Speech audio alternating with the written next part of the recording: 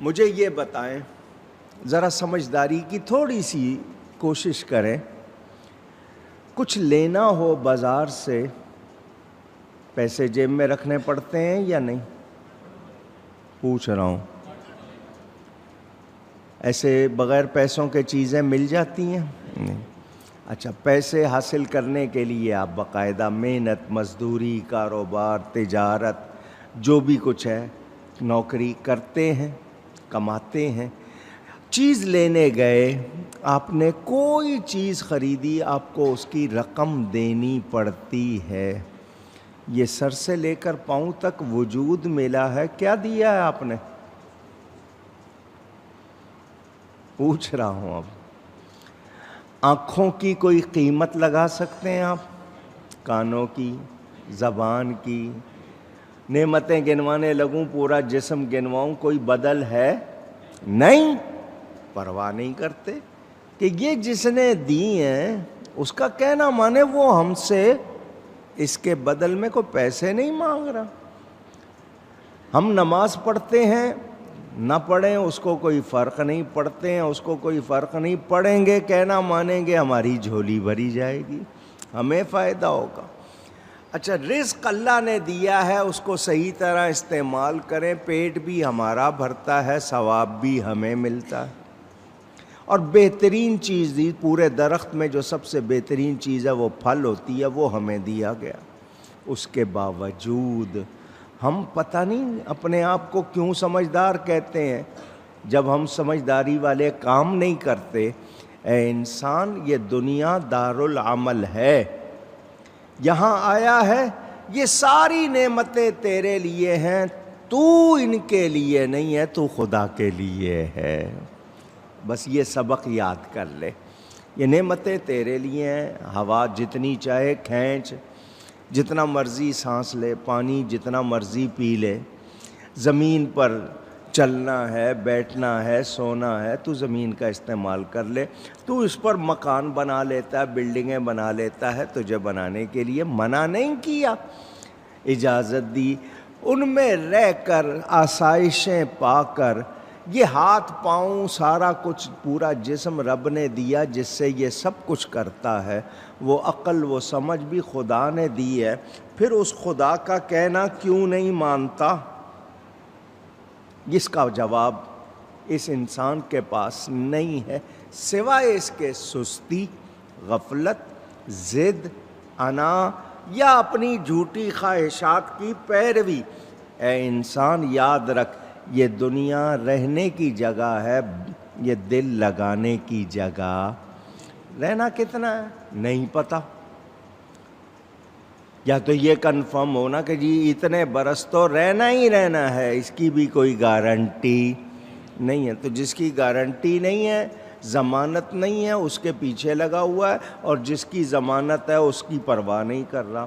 موت سے نہیں بچ سکتا، عذاب سے بچ سکتا ہے، موت سے نہیں بچ سکتا، عذاب سے۔ تو جس سے بچنا ہے اس سے بچنے کی کوشش نہیں کر رہا، تو کیا میں اس کو سمجھدار کہوں؟ آج جو امن اور سکون ہے، سکون ٹھہری ہوئی حالت کو کہتے ہیں، امن آپ کو کوئی خطرہ نہیں ہے، تو یہ آپ کو اتنا بڑا انعام ملا ہوا ہے، کیا سمجھداری یہی ہوگی کہ اس کی قدر کریں یا اس کو ضائع کر دیں؟ قدر کرنی چاہیے۔ تو جو نعمت کی قدر کرتا ہے، شکر کرنے کے بارے میں قدر کرنا، اس کا صحیح استعمال کرنا۔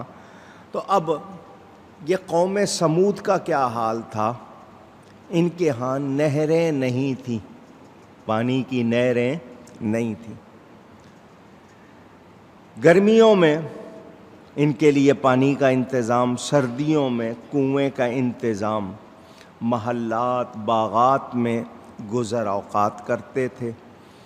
اللہ تعالیٰ نے ان کو کھیتیاں بھی دیں، پانی بھی دیا، باغات بھی دیے، کھجوریں بھی دیں، بے پناہ نوازا۔ کیا چاہیے تھا؟ شکر کرتے۔ کیا چاہیے تھا؟ اونچی شکر کرتے۔ فرمائشی معجزہ مانگا حضرت صالح علیہ السلام سے. کیا معجزہ؟ کیونکہ معجزہ اللہ کا کام ہے، ظاہر نبی سے ہوتا ہے، خارق عادت. یہ سامنے پہاڑی ہے، یہ پہاڑی پھٹے، زندہ اونٹنی نکلے، اس کے پیٹ میں بچہ ہو، وہ بچہ جنے. فرمایا ایمان لے آؤ گے؟ کہا جی لے آئیں گے. حضرت صالح علیہ السلام سے فرمائشی معجزہ مانگا کہ یہ ہمیں کر کے دکھاؤ پھر تمہیں مانیں گے. انہوں نے کر دکھایا، قوم نے مانا. جو بات آپ کو کرنی ہے وہ یہ، تمہارے لیے نعمتوں کا سامان کیا گیا، آرام کا، چین سے بیٹھنے کا انتظام کیا گیا، تمہاری فرمائش پوری کی گئی، اس کے باوجود نہیں مان رہے ہو تو کیوں؟ آج اگر میں آپ سے پوچھوں، اپنے آپ سے بھی آپ سے، ہمیں اللہ کا حکم ماننے سے کون سی چیز روکتی ہے؟ اگر میں یہ سوال کروں، آپ کیا جواب دیں گے؟ کچھ لوگ کہہ دیں گے جی شیطان نہیں کرنے دیتا، کچھ لوگ یہ کہیں گے جی نفس آڑے آتا ہے. تو ہم کو ان دونوں پر قابو پانے اور ان کے شر سے بچنے کا طریقہ بتایا گیا یا نہیں؟ کہ شیطان ہے، اس سے کیسے بچ سکتے ہو، نفس کے شر سے کیسے بچ سکتے ہو، ہمیں پوری تعلیم دی گئی یا نہیں دی گئی؟ اب سوال یہ ہے کہ تم نے بڑے آرام سے بہانہ بنا دیا، نفس نہیں کہنا ماننے دیتا، شیطان نہیں ماننے دیتا، ان دونوں سے بچنے کے لیے تمہیں پوری تعلیم و تربیت دے دی، اب کیوں نہیں بچتے؟ اس کا کوئی جواب نہیں سوائے اس کے خواہشات کے پیچھے دین کی پابندی میں اپنے لیے سمجھتے ہیں کہ مزہ نہیں ہے. یہ جو ہم کر رہے ہیں دین کے پابند ہو جائیں گے تو کر نہیں سکیں گے. مجھے بتائیں، دین کی پابند کسی ایک ہستی کا نام لے، ابھی کا لے لے، پرانا لے لے، غوث اعظم کا نام لیں، انہوں نے دین کی پابندی کی، کیا کمی ہوئی ان کو؟ پوچھ رہا ہوں. داتا صاحب کا نام لیں، دین کی پابندی کی، کیا کمی ہوئی ان کو؟ خواجہ صاحب کا نام لیں، بابا صاحب کا نام لیں. چلو آپ کہیں گے جی یہ سینکڑوں برس پرانے، تازہ لے لیں. مجھے بتائیں، جو بھی آج دین کی پابندی کرتا ہے اس کو کوئی کمی ہے اونچی؟ تو پھر ہم کیوں نہیں دین پر عمل کرتے؟ ہم اپنی خواہشات کے غلام کیوں ہوئے ہیں؟ ہم اللہ کے بندے بن جائیں تو وعدہ کیا ہے؟ من کان للہ کان اللہ لہ، جو اللہ کا ہو جاتا ہے اللہ اس کا ہو جاتا ہے. پھر آپ کی خواہشات، مثلا ابھی آپ کو دیکھنا ہے، آج 1000 میل دور دیکھنا ہے، آپ کو کوئی نہ کوئی آلہ چاہیے، کوئی رابطہ چاہیے. آپ میپ لگائیں یا آج کل جو ٹیکنالوجی ہے وہ استعمال کریں تو کراچی بیٹھے لاہور اگر آپ کو دیکھنا ہے، پشاور دیکھنا ہے، تو آپ کسی نہ کسی طرح کچھ دیکھ لیتے ہیں. لیکن اللہ والے بن جائیں، آپ کو کسی آلے کی ضرورت نہیں، کراچی بیٹھے بیٹھے مدینہ نظر آتا ہے. بندے بن کے دیکھیں اللہ کے. آپ کے لیے یہ فاصلے، آپ کے لیے یہ تمام جتنی بھی ہیں چیزیں، یہ عارضی ہو جائیں گی، کیونکہ آپ اللہ کے ہو جائیں گے تو جو خدا کا ہو جاتا ہے خدائی اس کی ہو جاتی ہے. اور یہ بات کوئی ایسی نہیں ہے جس کو جھٹلا سکے کوئی، یہ ہے، مگر ہم اس طرف آتے نہیں. تو کمزوری ہماری ہے، پھر سزا بھگتنے کے لیے ہمیں تیار ہونا چاہیے۔ جب ہم کہنا نہیں مانتے تو پھر سزا بھگتنی۔ نبی یہی ڈراتے رہے، یہی کہتے رہے، اللہ سے ڈرو، وقت ضائع نہ کرو، کہنا مان لو تاکہ سخت عذاب سے بچ سکو۔ اب کوئی نہیں بچ رہا تو بتائیے وہ اپنا برا کر رہا ہے یا نہیں کر رہا ہے؟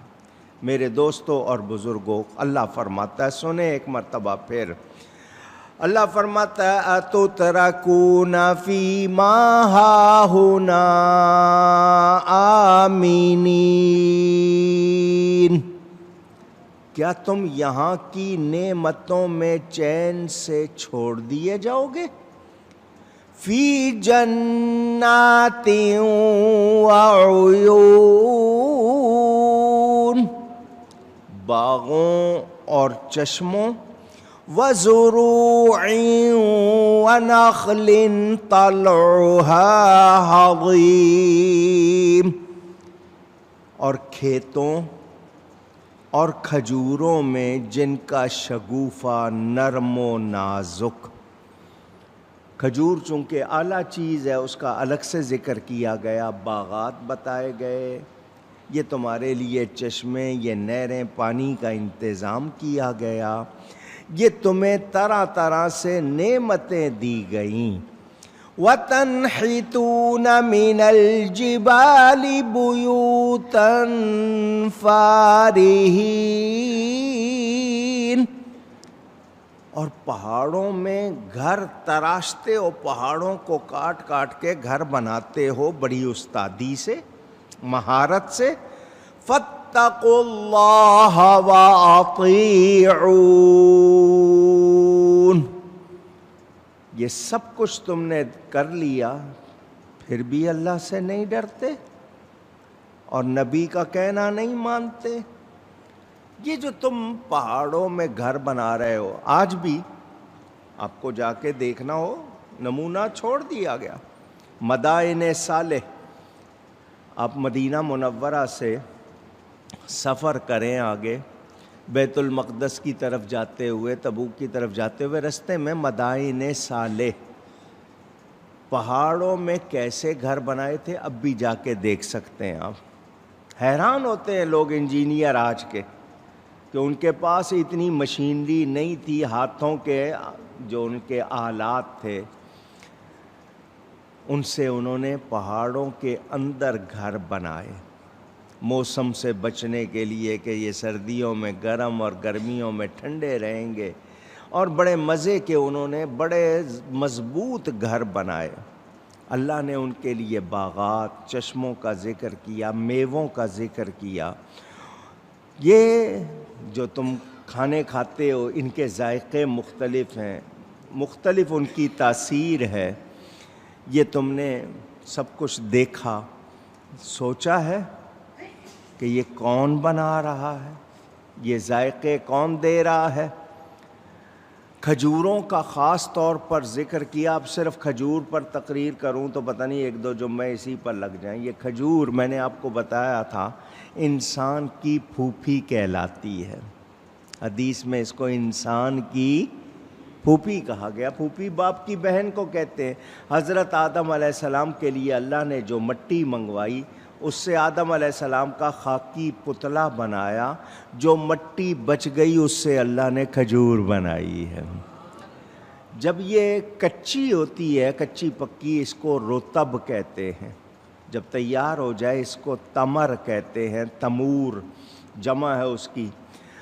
رطب، جو رطب ہمارے ہاں جس کو کھجی کہتے ہیں، پنجابی والے ڈوکے کہتے ہیں، یہ پیلی سی ہوتی ہے، آدھی کچی آدھی پکی، اس کو رطب کہتے ہیں۔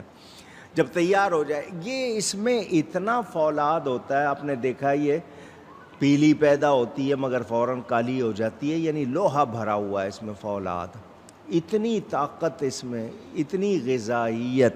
جب آپ روزہ اس سے کھولتے ہیں، سارے دن میں جو کمزوری ہوئی ہوتی ہے، 2-3 کھجوروں سے وہ ساری طاقت واپس آ جاتی ہے، خدا نے رکھا اس میں۔ اس کے اندر آپ دیکھیں، اس کی ٹوپی جو ہے وہ جو اوپر لگی ہوتی ہے وہ سخت ہے، لیکن اندر نرم، کتنی نرم رکھی ہوئی آپ نے. اس ٹوپی کو بھی لوگ پیستے ہیں، اس کا پاؤڈر بنا کے بھی 50 بیماریوں کا وہ علاج ہے، لگانے کے لیے بھی اور کھانے کے لیے بھی. اندر گٹھلی ہے، گٹھلی سے کتنی چیزیں، بلکہ جس کو دل کی بیماری ہو عجوا کھجور کی گٹھلی پیس لے، پاؤڈر بنا لے، کھجور کے ساتھ ملا کے کھائے، دل کی بیماری دور ہو جاتی ہے. حدیث شریف میں بتایا گیا. نازک کمر، نازک بھرتی والا، یعنی کھجور کے اندر نازک نرم اس کو رکھا ہے کہ یہ اللہ تعالیٰ نے کیا ہے. گٹھلی بھی سخت ہے، ٹوپی بھی سخت ہے، مگر کھجور کو نرم بنایا. کھجوریں کتنی ہیں؟ حدیث میں کچھ کا نام ہے. عجوہ ساری کھجوروں کی سردار ہے، جنتی پھل سمجھیں اس کو، دنیا میں مل گیا ہے. عجوہ کھجور ہے، برنی ہے، شلبی ہے، صفاوی ہے، مختلف ہیں جو ملتی ہیں.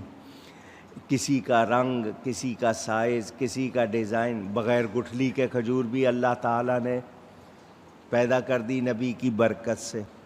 وہاں آپ جائیں تو آپ کو بہت کچھ ملتا ہے. یہ کھجوریں لگتی کیسے ہیں، ان کا گچھا کیسے بنتا ہے، یہ پوری تفصیل بیان کروں بڑا ٹائم لگ جائے. لیکن کھجور کا وہ جو گابا اندر ہوتا ہے بڑا نرم ہوتا ہے. اللہ نے طلعها حضیم فرمایا، یعنی وہ گچھے جو ایک دوسرے میں داخل ہیں، گویا وہ چھپے ہوئے ہیں، لٹکنے والے. اللہ تعالیٰ کی طرف سے ایک گچھے میں کتنی کھجوریں لگ جاتی ہیں، کتنا وہ وزنی بن جاتا ہے. اور اس کی دیکھیں گے شاخ بڑی نازک سی ہوتی ہے، مگر اللہ تعالیٰ اس کو تیار کرتا ہے. اس سے آپ کو ہاضمہ بھی ملتا ہے، اس سے آپ کو قوت بھی ملتی ہے. تو یہ جو تم کھاتے ہو، لیکن تمہاری حالت اپنی یہ ہے کہ کھجور کی گٹھلی پر ایک بہت باریک سا چھلکا ہوتا ہے، اس کو قطمیر کہتے ہیں. تم ذاتی طور پر اس کے بھی مالک، ذاتی طور پر اس کے بھی مالک نہیں. اللہ کی عطا سے ویسے مکان کے مالک، دکان کے مالک، سامان کے مالک ہیں، کتنی چیزوں کے مالک، مگر وہ اتنا باریک سا چھلکا ہے، ذاتی طور پر مالک نہیں ہو. رب نے بنایا ہے. کس نے بنایا ہے؟ تو اس رب کو مانو، اس رب کے بندے بنو.